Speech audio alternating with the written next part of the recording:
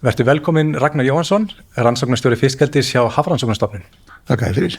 Stærsta álitamálið í kringum fiskeldi þessi erfðablöndun, eldislax og síðan villta stofnsins í ánum. Eins og staðan í dag, fiskeldi hættuspil? Stórt spurt.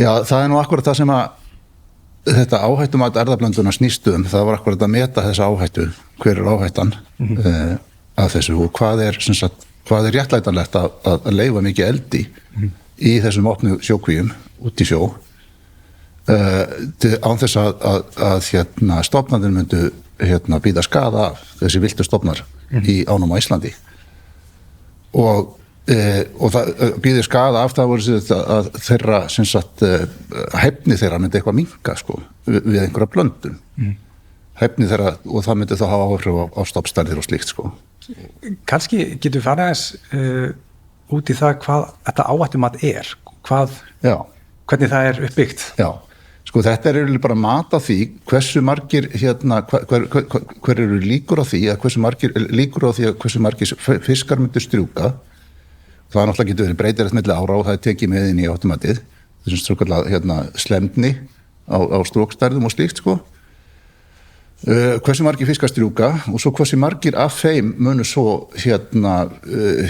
ganga í ár og síðan líka hversu mikil dreifing á þeim verður hversu langt þeir munu dreifa sér og það hefur náttúrulega áhrif á því hversu margir ganga upp í hverja á fyrir sig því það myndi vera stærra svæði sem dæmi má nefna að ef þetta fiskurinn strýkur þegar hann ennþá unglax og stefnir ekki kynþroska þá mun hann og minn en svona kíló þá mun hann líklegast fara á fæðuslóð hversun hún fyrir eldisfiska og koma svo tilbaka að ári og þá voru mikil affellaðin þá og þeir munu koma þá upp koma tilbaka nálagt þeim stað þeim struku líta það sem sitt heimasvæði og fara að ganga þá í ár þar nálagt hins vegar að þú ert með fiskar sem eru stórir og farnir að nálgast slátustærð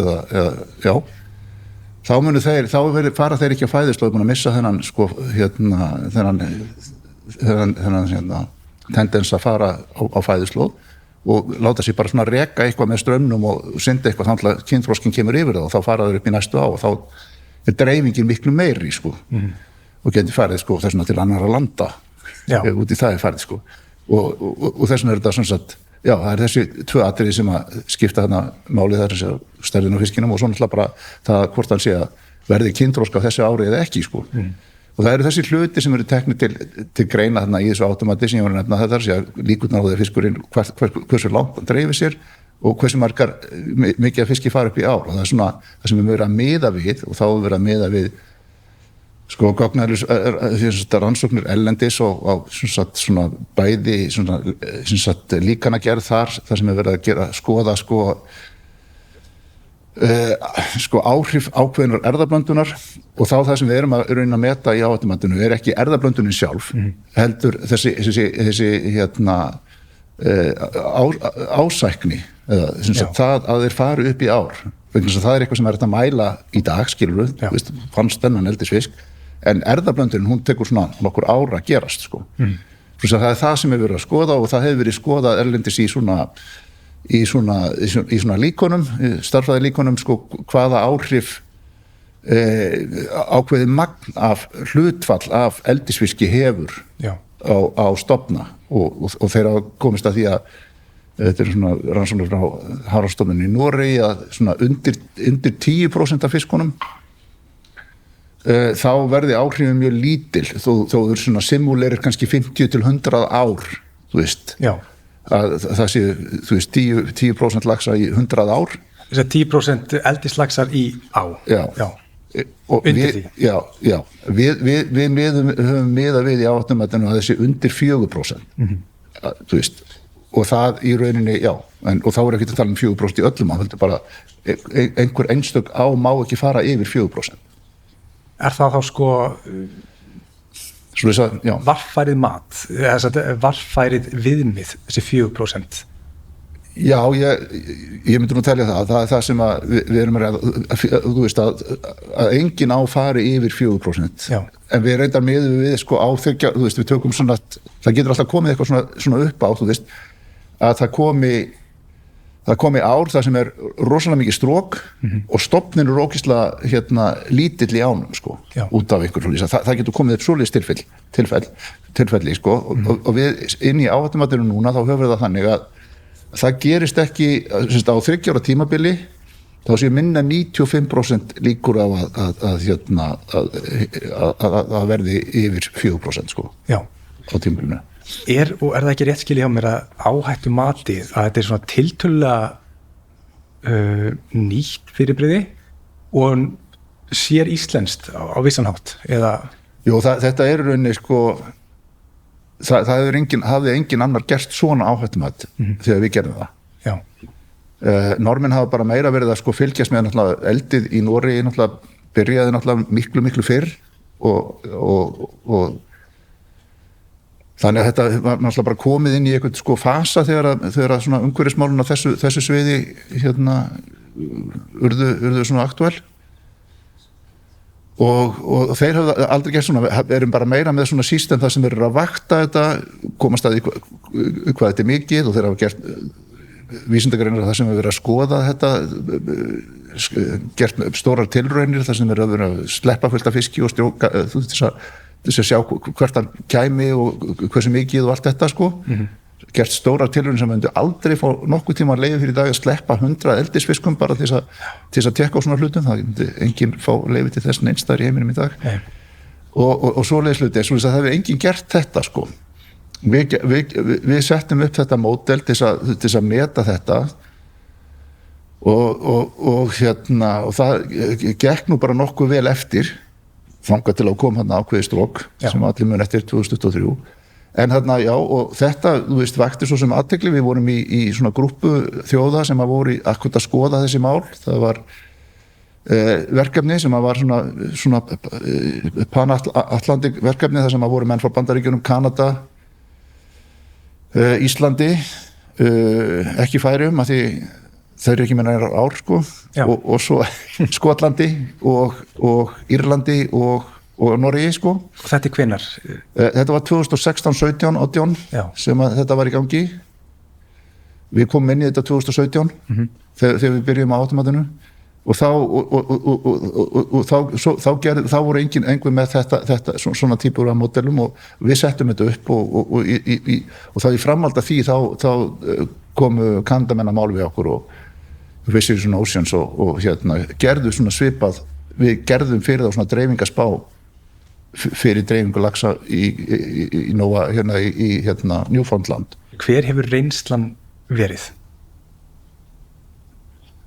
Já, það sem að var sem sagt, sko áhættumati það stóðst merkilega vel fyrstu 6 árin, myndi ég segja. Það voru færri fiskar sem að gengu í laxveiðar en við höfum áætlað. Þetta virtist vera varfæri mat og og þar að leiðandi þá virtist allt saman vera bara standast sko, og síðan kom þarna náttúrulega þetta ár 2023 þegar við erum að sko endurútgefa áhættumatið í 3. skiptið sko og taka nýjar tölur yfir þessa hluti sem hefði gerst og við vorum að koma með mjög góð gögnum allt saman hvernig þetta hefði, þú veist, alltaf eitthvað sem þú veist, endur koma úr strókum og svoleiðis. Það sem að við höfum fram yfir Noregi í þeim efnum að í íslenskum lögum um fiskeldi frá 2014 þá hefur verið þetta ákvæðum það að það skuli tekið sko erfðasýni úr öllum foreldrafiski sem notaður, sérstaklega hengunum, og þannig sé og því megi með erfðafræðilegum aðferðum sko rekja fiska til kvía eða til framleiðanda, þú veist, og þá þarf að vera skráning á því hvert fiskarnir færu. Þetta hefur mast síðum. Þetta er ekki til staðar í Noregi eða öðrum löndum, held ég ekki næstan annars staðar. Þetta ákvæði lögum. Þessi rekjanleiki sko. Hann er ofboðslega mikilvæg, þá getur bara sagt þessi fiskur kemur úr þessari kví, úr þessu stróki. Já. En í Noregi hefur þetta verið bara meira sko, þú veist ekki hvaðan þessi fiskur kom. bara allt inni púps. Já. Reyndar núna komið sem sagt, eitthvað sem að fyrirtæki sjálf eiga fyrirtæki sem heitir Sporbarhead sem að gera akkurat þetta sama núna og það var fyrsta sinn sem að koma einhverja niðurstöður því var 2024 sko. Og þá var þetta að rekja sko, fiska til Kvíar þar út með þessu kerfi þeirra. Þetta svona það sem að fyrirtækin sjálf hafa komið sér sameiginlegum gagnagrunni. Já, þegar þú nefndir svona ljósastýringu á það, það svona helsta tækið til þess að koma í veg fyrir að bæla kynþroska? Það er stórt og mikilvægt tæki sko. Það er alveg augljóst sko. Og það verður að passa það að ljósið sé sko, stöðugt og jafnt allan tíma. Þú getur búið til gerfi vetur eða sloknar á ljósunum í 3 vikur, þá er það bara stuttur vetur. Hann er búin að fatta það, hann er búin að taka það inn að það hafi verið vetur og þá hlýtur að vera að koma í vor. Og þetta, þú veist, ég er ekki svona lífeðlisfræðingur en þetta er cirka svona sko. Það er eitt, en svo virðast líka aðferðafræðin við smoltun hafa áhrif líka. Þú veist, smoltun er það þegar fiskurinn er gerður sko, sjógönguhæfur, sko, það að lifa í sjó. Náttúrulega þegar hann er upp í á, fiskur upp í á, lax er upp í á, þá er hann náttúrulega bara, það kostar hann orku að geta verið í saltvatni og hann er ekki að eyða orku í það þegar hann er upp í á. Hann fær ekki það mikið að borða, hann er að reyna að nota hverja einustu tullu til þess að vaksa en ef hann ætlar að fara út í sjó þá þarf hann að setja í gang svona ákveði svona osmósukerfi til þess að verða sjógönguhæfur, til þess að geta skilið saltið úr, til þess að halda sér ferskari inni heldur en úti og það setur hann í gang og það getur gert með mismunandi hætti og það virðist hafa einhver áhrif á þessi á það hvort að fiskur verður kynþroska seinna. Það er að skoða þetta meira með vísindalegum hætti það á eftir að gera það en samt svona þessi fyrstu niðurstöð sem við séum núna er að þú veist að svo aðferðfræði að nota saltfóður og stöðugt ljós virðist vera þannig að það sé miklu minni líkur á því að þær fiskar verði kynþroska seinna. Ok. Kynþroska, þú veist, að verði vandamál með kynþroska þar, sko. Það eru flest fyrirtæki notað á aðferð. En þessi stærsta breytan, kynþroski, ef allt virkar eins og það á að virka, ljósastýringin og þetta, hvernig finnst þér í ferli í smoltun, er þá hægt að bæla kynþroskan alveg niður og koma algjörlega í veg fyrir hann? Nei, það er nú ekki að segja það. Þetta er alltaf til staðar, sko, þessi áhætta með kynþroska og það er náttúrulega bara eðli allra dýra og manna að verða kynþroska og fjölga sér og það er nú ekki að bæla það fullkomlega. Við höfum verið að vinna að aðferðum til dæmis til þess meðan það sem til dæmis að búa til fisk sem væri bara ófrjór og myndi aldrei verða kynþroska. Við höfum verið að vinna það í samvinnu við stofnunni við Maryland háskóla sem heitir IMED sem höfum verið að vinna þessi nokkur ár sko, við að reyna að búa til fisk sem ekki verður kynþroska. Þá erum við að slökkva ákveðnu geni sem er virkjað í fósturþroska eða í lirfuþroska eins og það heitir fyrir fiska sem að stýrir því sko hvert kynfrumur fara það fari á réttan stað í lirfunni og fari yfir í kynfærin og við það þá verður það villast af leið, það verður slökkt á okkur geni með svona genaþökkum svokallari og þá munu fiskarnir ekki verða kynþroska. Okay. Bara kynfrumurnar munu bara fara eitthvað annað og ekki fara og þar að lendi þá verður fiskurinn ekki kynþroska. Ef þetta næst sko, það eru ýmsir að reyna akkurat þessa aðferðir. Við erum að reyna þetta, Benchmark er að reyna mjög svipaðar aðferðir og síðan er menn að skoða svona aðferðir við Hafrannsóknastofnuninni í Noregi og fleiri stöðum sko. Er ekki sko ein breyta í öllu þessu áhættumati? Bara hvernig vildi stofnunin stendur? Það er ein breyta, jú. Þú veist, ef að stofnstærðin í ánum er lægri, er að lækka náttúrulega og þú veist, þá bara þessi 4%, þetta hlutfallstala, eða eru færri viltir fiskar, þá eru bara færri eldisfiskar sem eiga að fara, það hefur áhrif á hversu mikið þú getur alið, hversu vel stofnarnir í hvaða ástandi stofnarnir eru í ánum. Já. Í hvað ástandi vilti stofnin núna? Já, það var ég held að sé alveg í lámars, ég held að sé bara hann hef aldrei verið svona fáir sem komið tilbaka. Já. Ganga var óvinnu lítil núna, sko. Hvað ræður þessum breytingum? Já. Ég ekki þessi fræðingur, sko. Ég skil þig. En hins vegar, sko, menn hafa séð, það náttúrulega ýmsar umhverfisbreytingar að gerast í heiminum, sko. Það hlýnun jarðar og allt það, sko. Og hlýnun jarðar getur þýtt kólnun á vissum stöðum, á sjávarkólnun. Það hefur verið kólnun, til dæmis fyrir vestan Ísland. Það heldur laxinn sér mikið. Og þeir hafa séð, sko, það var 2024, já, það voruð með fyrirlestur, kollega mínir, og voru sína það göngurnar, sko, laxagöngurnar. Þá sáu þeir ákveðna korrelasjón með að við hitastig á fæðuslóð og endurkomuna, sko, af fiski upp í ár. Svo þess að hitastig á fæðuslóð hefur áhrif og þetta var heilmikil áhrif sem það hefur. Og og svona umhverfisbreytur hafa mikil áhrif. Og síðan getur náttúrulega verið bara eða miklu þurrkar og seiðin eiga erfitt uppdráttar í ánum eða eitthvað svoleiðis, svo það eru svona alls konar umhverfisbreytur sem geta verið að mannaveldum eða mikið til að verið stærra mikið mannaveldur sem hafa áhrif á þetta. Já, og ég hugsa að það séu svona stærstu breyturnar, held ég. Já. Virðist vera. Þetta áhættumat, sko, það sem niðurstaða matsins, það ræður þá leyfilegri framleiðslu, Já, það ræði því, sko. Það er bara metið hvað eru líkurnar út frá gögnunum sem við erum með, hversu margir fiskar munu mögulega fara upp í ár, og ef einhverjar ár, og síðan er bara að því stilt þannig að engin á flauti, sko, engin áverður undir yfir 4%. Já. Á einhvern ákveðnum tímabili. Og þar leiðandi þá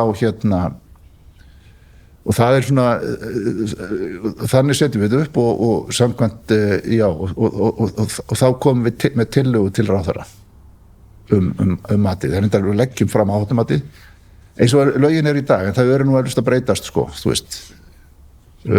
núna er það þannig að við leggjum fram matið og hann segir annað já eða nei, og ef hann segir nei, þá gildi fyrra áhættumat.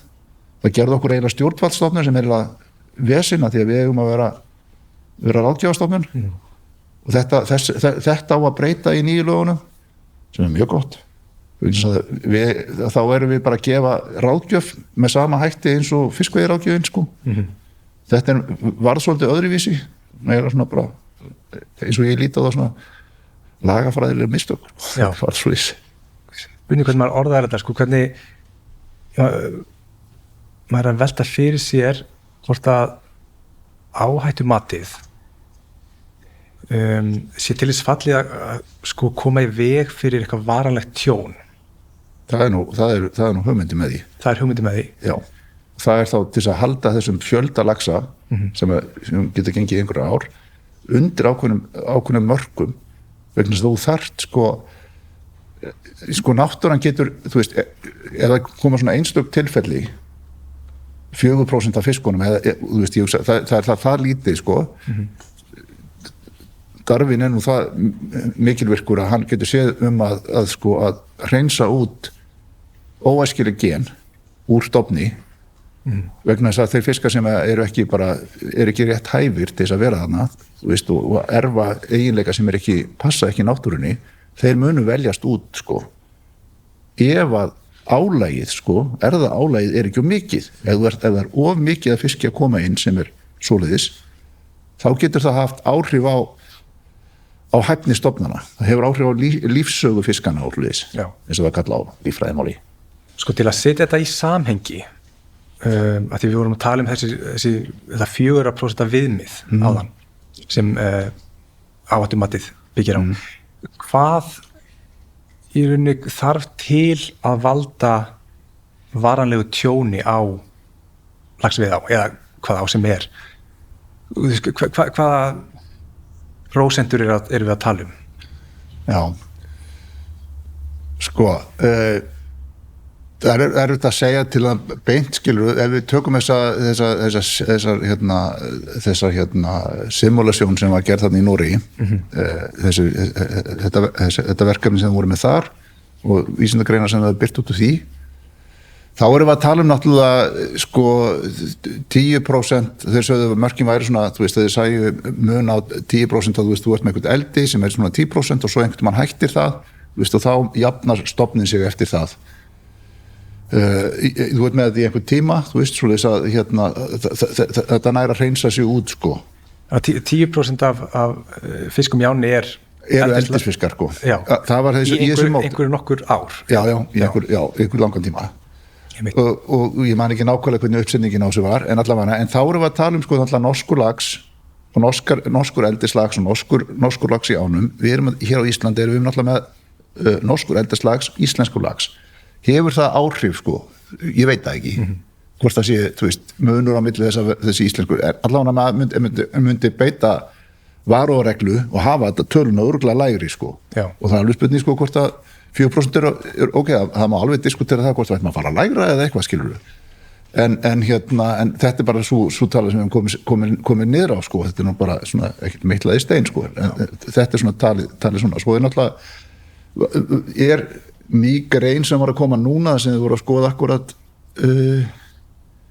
hæfni fiska sem að væru erðablandar, það sem voru með sko alveg 30% erðablandun, það var í einhverju á sem að var ekki neitt lax í og svo opnuður fyrir þessa á og þá fóru fiskar sem voru með svona meðaltali 30% erðablöndun. Þetta er grein bara var að koma út frá Hafrannsóknastofnuninni, þá virtist hæfni þessara fiska vera bara býsna góð sko, með að við sko vilda fiska, svo þess að þau voru nánast jafn hæfir sko. Já. Þó það væri svona mikil erðablöndun. Náttúrulega, þú veist, en þetta er allt saman sko, það er þetta að horta á þetta alveg fram og tilbaka og fara í komið vísindarlög til vinstri og hægri sko, erfitt að segja það, bara best er bara að það sé bara sem allra fæstir eldisfiskar í ám, að það sé bara ekki, þú veist, það þarf ekki að ræða það. Þannig að þessi 10%, já, það er eitthvað svona ákveðin mata á hættumörkum. Já, sem þeir gerðu sko. Já, síðan er viðmið ykkar í átomatinu, það eru 4%. Já. Hvaða tölur eru við síðan að sjá? Að öllu jöfnu. Já. Það eru lægri tölur sko, miklu lægri tölur sko, eins og við segi sko, það eru 8 fiskar sem að þau komið hérna fyrstu segnum, þú veist, og núna það hafi ekki komið margir fiskar upp í ár eftir það. Kom eitthvað, var ekki eitthvað núna í ár, fyrra segi sem kom eitthvað, ég man ekki hvað margir sko, en þú veist, það er bara þetta var allt saman vel undir áhættumatinu þarna, þanga til að þetta gerist þarna 2023, atburðurinn þarna Kveinsdal, og sem að bara undirstrika bara áhersluna á það hvað þessi þáttur er opaslega mikilvægur sko, og bara opnaði augum hans fyrir því. Já. Þakka þér kærlega fyrir komuna, Ragnar. Já, þakka þér.